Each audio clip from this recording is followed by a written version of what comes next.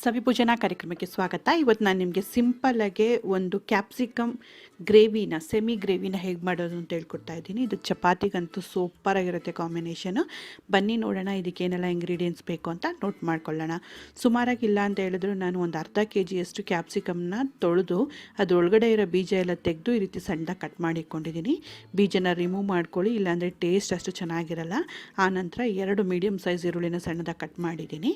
ನೀವು ಕ್ಯಾಪ್ಸಿಕಮ್ ಎಷ್ಟು ತೊಗೊಂಡಿರ್ತೀರ ಅದೇ ಅಳತೆಗೆ ನೀವು ಟೊಮೆಟೊ ತೊಗೊಬೇಕು. ಸುಮಾರು ಅರ್ಧ kg ಟೊಮೆಟೊನ ಸಣ್ಣದಾಗಿ ಕಟ್ ಮಾಡಿಟ್ಟಿದ್ದೀನಿ.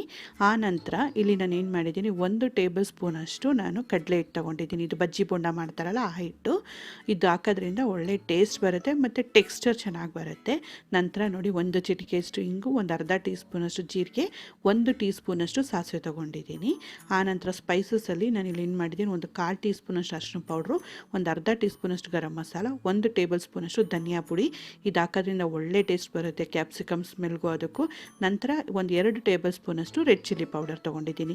ನಿಮ್ಮ ಖಾರಕ್ಕೆ ತಕ್ಕಾಗೆ ನೀವು ತೊಗೊಬೋದು. ಆ ನಂತರ ರುಚಿಗೆ ತಕ್ಕಷ್ಟು ಉಪ್ಪು, ಇಲ್ಲ ಅಂತ ಹೇಳಿದ್ರು ಒಂದು 2 ಟೇಬಲ್ ಸ್ಪೂನಷ್ಟು ನಾನು ಎಣ್ಣೆ ತೊಗೊಂಡಿದ್ದೀನಿ. ಈಗ ಮಾಡೋ ವಿಧಾನ ನೋಡ್ಕೊಳ್ಳೋಣ. ಮೊದಲಿಗೆ ಗ್ಯಾಸ್ ಆನ್ ಮಾಡಿಬಿಟ್ಟು ಬಾಂಡೆನ ಬಿಸಿ ಮಾಡ್ಕೊಂಡಿದ್ದೀನಿ. ಇದಕ್ಕೆ ಎಣ್ಣೆ ಹಾಕ್ಕೊಂಡು ಎಣ್ಣೆ ಬಿಸಿ ಆದ ತಕ್ಷಣ ಸಾಸಿವೆ ಜೀರಿಗೆ ಹಾಕ್ಕೊಳ್ಳೋಣ. ನಂತರ ಸ್ವಲ್ಪ ಇಂಗು ಆ್ಯಡ್ ಮಾಡ್ತಾಯಿದ್ದೀನಿ. ಒಂದು ಸಲ ಸಾಸಿವೆ ಜೀರಿಗೆ ಚಟಪಟ ಅಂದ ತಕ್ಷಣ ನಾನೀಗ ಕರಿಬೇವು ಹಾಕ್ಕೊಳ್ತಾ ಇದ್ದೀನಿ. ನಾನು ಇಂಗ್ರೀಡಿಯೆಂಟ್ಸ್ ತೋರಬೇಕಾದ್ರೆ ಕರಿಬೇವು ಹೇಳಿರಲಿಲ್ಲ, ಐ ಆಮ್ ಸಾರಿ. ನಂತರ ಈರುಳ್ಳಿ ಹಾಕ್ಕೊಂಡು ಈರುಳ್ಳಿನ ಒಂದು ಲೈಟ್ ಗೋಲ್ಡನ್ ಕಲರ್ ಬರಬೇಕು, ಇದರಲ್ಲಿರೋ ರಾ ಸ್ಮೆಲ್ ಎಲ್ಲ ಹೋಗಬೇಕು, ಅಲ್ಲಿ ತನಕ ನೀಟಾಗಿ ಇದನ್ನು ಫ್ರೈ ಮಾಡ್ಕೊಳ್ತಾ ಬರೋಣ. ಒಂದು ಕಂಪ್ಲೀಟಾಗಿ ಒಂದು ಲೈಟಾಗಿ ಗೋಲ್ಡನ್ ಬ್ರೌನ್ ಬಂದಿದೆ ನೋಡಿ. ಇವಾಗ ಕಲರು ಚೇಂಜ್ ಆಗಿದೆ ಈರುಳ್ಳಿದು. ಈ ಟೈಮಲ್ಲಿ ನಾನು ಕ್ಯಾಪ್ಸಿಕಮ್ ಆ್ಯಡ್ ಮಾಡ್ತಾಯಿದ್ದೀನಿ. ನಂತರ ಇದಕ್ಕೆ ಸ್ವಲ್ಪ ಉಪ್ಪು ಆ್ಯಡ್ ಮಾಡ್ತಾಯಿದ್ದೀನಿ. ಉಪ್ಪು ಹಾಕೋದ್ರಿಂದ ಕ್ಯಾಪ್ಸಿಕಮಲ್ಲಿರೋ ನೀರಿನ ಅಂಶ ಹೊರಗಡೆ ಬರುತ್ತೆ. ಆನಂತರ ಬೇಗನೂ ಕುಕ್ ಆಗುತ್ತೆ ಕ್ಯಾಪ್ಸಿಕಮ್ಮು. ಹಾಗಾಗಿ ಇದು ಹಾಕ್ಕೊಂಡು ಚೆನ್ನಾಗೆ ಒಂದು 2-3 ಸೆಕೆಂಡ್ಗೆ ಇದು ರಾ ಸ್ಮೆಲ್ ಹೋಗಬೇಕು, ಹಾಗೆ ಫ್ರೈ ಮಾಡ್ಕೊಳ್ಳಿ. ಈ ರೀತಿ ಫ್ರೈ ಆದ ನಂತರ ನಾನೇನು ಮಾಡ್ತಾಯಿದ್ದೀನಿ, ಇದನ್ನು ಒಂದು ಪ್ಲೇಟ್ ತೊಗೊಂಡು ಮುಚ್ಚಿ ಮೇಲ್ಗಡೆ, ಇಲ್ಲ ಅಂತ ಹೇಳಿದ್ರು ಇದನ್ನು ಒಂದು 5 ನಿಮಿಷ ಒಂದು ಮೀಡಿಯಮ್ ಫ್ಲೇಮಲ್ಲಿಟ್ಟು ಕುಕ್ ಮಾಡಬೇಕು. ಇಲ್ಲ ಅಂತಂದ್ರೂ ಕ್ಯಾಪ್ಸಿಕಮ್ಮು ಒಂದು 80% ಅಷ್ಟು ಇದರಲ್ಲಿ ಕುಕ್ ಆಗಿರಬೇಕು ಇದೇ ಸ್ಟೀಮಲ್ಲಿ. ನೋಡ್ತಾ ಇರ್ಬೋದು ಕ್ಯಾಪ್ಸಿಕಮ್ದು ಕಲರು ಚೇಂಜ್ ಆಗಿದೆ, ತುಂಬ ಒಂದು 80% ಕುಕ್ ಆಗಿದೆ. ತುಂಬಾ ಚೆನ್ನಾಗಿರುತ್ತೆ ಈ ರೀತಿ ಮಾಡೋದ್ರಿಂದ. ಇದನ್ನೊಂದು ಸಲ ನೀಟಾಗಿ ಇರುತ್ತೆ ಮಿಕ್ಸ್ ಮಾಡಿಕೊಂಡು ಈಗ ನಾನು ಇದಕ್ಕೆ ಟೊಮೆಟೊ ಆ್ಯಡ್ ಮಾಡ್ತಾಯಿದ್ದೀನಿ. ಟೊಮೆಟೊನು ಅರ್ಧ kg ಅಷ್ಟು ತೊಗೊಂಡಿದ್ದೀನಿ. ಅರ್ಧ kg ಕ್ಯಾಪ್ಸಿಕಮ್ಗೆ ಅರ್ಧ kg ಅಷ್ಟು ಟೊಮೆಟೊ. ನಂತರ ನಾನು ಈಗಲೇ ಉಪ್ಪನ್ನ ಆ್ಯಡ್ ಮಾಡಿಬಿಡ್ತಾ ಇದ್ದೀನಿ. ಟೊಮೆಟೊನು ಬೇಗ ಸಾಫ್ಟ್ ಆಗುತ್ತೆ ಮತ್ತು ತಿರ್ಗಾ ತುಂಬ ಚೆನ್ನಾಗಿ ಸ್ಮ್ಯಾಶ್ ಆಗುತ್ತೆ. ಉಪ್ಪು ಈಗಲೇ ಹಾಕೋದ್ರಿಂದ ಚೆನ್ನಾಗಿ ಒಂದು ಸ್ವಲ್ಪ ನೀರಿನ ಪಸೆ ಹೋಗೋ ತನಕನೂ ಈ ರೀತಿ ಫ್ರೈ ಮಾಡ್ಕೊಳ್ಳೋಣ ಟೊಮೆಟೊ ಎಲ್ಲನೂ ನೀಟಾಗಿ. ಆ ನಂತರ ನೋಡಿ ಇವಾಗ ಎಲ್ಲ ಸ್ಪೈಸಸ್ನೂ ನಾನು ಆ್ಯಡ್ ಮಾಡ್ತಾಯಿದ್ದೀನಿ. ನಂತರ ನೋಡಿ ಒಂದು ಸಲ ಈ ರೀತಿ ಮಿಕ್ಸ್ ಮಾಡಿಕೊಂಡು ಇದನ್ನು, ಇಲ್ಲ ಅಂತ ಹೇಳಿದ್ರು ಇದನ್ನು ಮೇಲೆ ಇವಾಗ ಕವರ್ ಮಾಡಿಬಿಟ್ಟು ಕುಕ್ ಆಗೋದಕ್ಕೆ ಬಿಡೋಣ. ಏನು ಅಂತಂದರೆ ಟೊಮೆಟೊ ಎಲ್ಲ ಚೆನ್ನಾಗಿ ಸಾಫ್ಟ್ ಆಗಬೇಕು.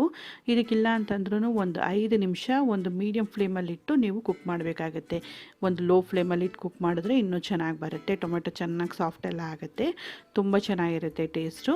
ಇದು ಕುಕ್ ಆಗೋಷ್ಟರಲ್ಲಿ ನಾವೇನು ಮಾಡೋಣ, ಇವಾಗ ಕಡಲೆ ಹಿಟ್ಟು ತೊಗೊಂಡಿದ್ವಲ್ಲ ಅದಕ್ಕೆ ನಾನು ಸ್ವಲ್ಪ ನೀರು ಹಾಕ್ಬಿಟ್ಟು ಇದನ್ನು ನಾನು ಕಲಿಸ್ಕೊಳ್ತಾ ಇದ್ದೀನಿ, ಒಂದು ಪೇಸ್ಟ್ ಮಾಡ್ಕೊಳ್ತಾ ಇದ್ದೀನಿ. ಇವಾಗ ನಾವೆಲ್ಲ ಬಾಂಬೆ ಸಾಗುಗೆಲ್ಲ ಹೇಗೆ ಮಾಡ್ತೀವಿ ಆ ರೀತಿ ಕಡಲೆ ಹಿಟ್ಟನ್ನ ಚೆನ್ನಾಗಿ ಈ ರೀತಿ ಗಂಟಿಲ್ದೇ ಇರೋ ಥರ ಪೇಸ್ಟ್ ಮಾಡಿಕೊಂಡು ನೋಡಿ. ಈ ಟೈಮಲ್ಲಿ ನಾನು ಏನು ಮಾಡ್ತಾಯಿದ್ದೀನಿ, ಈ ಟೊಮೆಟೊ ಎಲ್ಲ ನೋಡಿ ಚೆನ್ನಾಗಿ ಸಾಫ್ಟ್ ಆಗಿದೆ. ಇವಾಗ ಒಂದು ಸಲ ನೀಟಾಗಿರುತ್ತೆ ಮಿಕ್ಸ್ ಮಾಡ್ಕೊಳ್ಳಿ. ಟೊಮೆಟೊ ಎಲ್ಲ ಚೆನ್ನಾಗಿ ಕುಕ್ ಆಗಿದೆಯಾ ನೋಡಿಕೊಂಡು.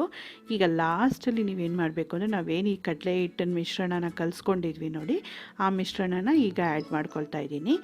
ಈಗ ಈ ಮಿಶ್ರಣ ಹಾಕ್ಕೊಂಡು 1-2 ಸೆಕೆಂಡ್ ಫ್ರೈ ಮಾಡ್ಕೊಳ್ಳೋಣ. ಈ ಕಡಲೆ ಹಿಟ್ಟಿಂದು ಸ್ವಲ್ಪ ಹಸಿ ವಾಸನೆ ಹೋಗಲಿ ಅಷ್ಟೇ. ಒಂದು 2-3 ಸಲ ಈ ರೀತಿ ಫ್ರೈ ಮಾಡಿದ್ರೆ ಸಾಕು, ತುಂಬ ಏನು ಓವರ್ ಕುಕ್ ಮಾಡಬೇಕು ಅಂತ ಏನಿಲ್ಲ. ಆ ಕಡಲೆ ಹಿಟ್ಟಿನ ಹಸಿ ಸ್ಮೆಲ್ ಹೋದ ತಕ್ಷಣ ನಾವೇನು ಮಾಡಬೇಕು ಅಂತ ಹೇಳಿದ್ರೆ, ನಾನು ಇದಕ್ಕೆ ಒಂದು ಸ್ವಲ್ಪ ನೀರು ಆ್ಯಡ್ ಮಾಡ್ತೀನಿ. ಯಾಕಂದರೆ ಕಡಲೆ ಹಿಟ್ಟು ಹಾಕಿದ ತಕ್ಷಣ ಗ್ರೇವಿ ಸ್ವಲ್ಪ ಗಟ್ಟಿ ಆಗ್ತಾ ಹೋಗುತ್ತೆ. ಹಾಗಾಗಿ ಈ ಟೈಮಲ್ಲಿ ನಾನು ಒಂದು ಸ್ವಲ್ಪ ನೀರು ಆ್ಯಡ್ ಮಾಡ್ತಾಯಿದ್ದೀನಿ, ಒಂದು ಚಿಕ್ಕ ಗ್ಲಾಸಷ್ಟು ಆ್ಯಡ್ ಮಾಡ್ಕೊಂಡು ನೀಟಾಗಿ ಮಿಕ್ಸ್ ಮಾಡಿಬಿಟ್ಟು ಈಗ ಗ್ಯಾಸ್ನ ಫುಲ್ಲು ಸಿಮ್ಮಲ್ಲಿಟ್ಟು ಮೇಲ್ಮುಚ್ಚಿ ಒಂದು 2 ಸೆಕೆಂಡಿಗೆ, 2 ನಿಮಿಷಕ್ಕೆ, ಸಾರಿ ನಾಟ್ 2 ಸೆಕೆಂಡ್, 2 ನಿಮಿಷಕ್ಕೆ ಇದನ್ನು ಕುಕ್ ಮಾಡೋಣ. 2 ನಿಮಿಷ ಆದ ನಂತರ ನಾನು ತೆಗೆದು ತೋರಿಸ್ತಾ ಇದ್ದೀನಿ ನೋಡಿ. ಕಾರ್ನರಲ್ಲೆಲ್ಲ ಎಣ್ಣೆ ಬಿಟ್ಕೊಂಡು ಸೂಪರಾಗಿದೆ. ಇದು ನೀವು ಚಪಾತಿ ಜೊತೆ ತಿನ್ನೋದಕ್ಕಂತೂ ಸಖತ್ತಾಗಿರುತ್ತೆ. ಒಂದ್ಸಲ ನೀಟಾಗಿ ಮಿಕ್ಸ್ ಮಾಡಿಬಿಟ್ಟು ಸರ್ವ್ ಮಾಡ್ಕೊಳ್ಳಿ. ಪೂರಿ ಜೊತೆ ಚೆನ್ನಾಗಿರುತ್ತೆ. ನಂತರ ರುಮಾಲಿ ರೋಟಿ ಇಂಥ ಕಾಂಬಿನೇಷನ್ಗಂತೂ ಸಖತ್ತಾಗಿರುತ್ತೆ. ನೀವು ಕೂಡ ಈ ರೆಸಿಪಿನ ಖಂಡಿತವಾಗ್ಲೂ ಟ್ರೈ ಮಾಡಿ. ಹೇಗೆ ಬಂತು ಅಂತ ನಿಮ್ಮ ಮನಸ್ಸಿಗೆ ಅಭಿಪ್ರಾಯಗಳನ್ನ ಕಮೆಂಟ್ ಮಾಡೋದು ಮರಿಬೇಡಿ. ಈ ವಿಡಿಯೋ ನಿಮಗೆ ಇಷ್ಟ ಆದರೆ ಲೈಕ್ ಮಾಡಿ, ಶೇರ್ ಮಾಡಿ. ಮತ್ತಷ್ಟು ಟೇಸ್ಟಿ ಮತ್ತು ರೆಸಿಪಿಗಾಗಿ ಸವಿ ಭೋಜನ ಕಾರ್ಯಕ್ರಮಕ್ಕೆ ಸಬ್ಸ್ಕ್ರೈಬ್ ಆಗೋದು ಮರಿಬೇಡಿ. Thanks a lot for watching.